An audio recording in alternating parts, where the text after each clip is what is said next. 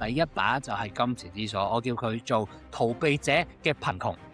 當你將痛苦視為需要被消除嘅病，你就會本能咁樣逃避晒一切同你傷口有關嘅嘢。但係你有冇諗過，你嘅傷口入面藏住嘅可能其實就係你嘅金礦呢？你經歷過事業嘅慘痛失敗，你嘅本能反應係唔敢再去冒險，寧願留喺一份安全但係窒息嘅打工仔崗位，做嗰種你每一日擘大眼都唔想返嘅工。你經歷過俾人拒絕嘅羞恥嘅恥辱嘅感覺，你就唔敢再將自己嘅聲音放出去，唔敢做內容，唔敢再建立品牌，唔敢企出嚟講我有嘢係值得你聽嘅一啲嘅故事。你經歷過一次毀滅性嘅兩性關係，你就將自己嗰段嘅經歷之中學到嘅所有深刻洞見，個鎖喺心底裏面黑暗嘅角落，你當佢唔存在。但係你咁樣做呢啲嘢，你知唔知你自己做緊啲咩呢？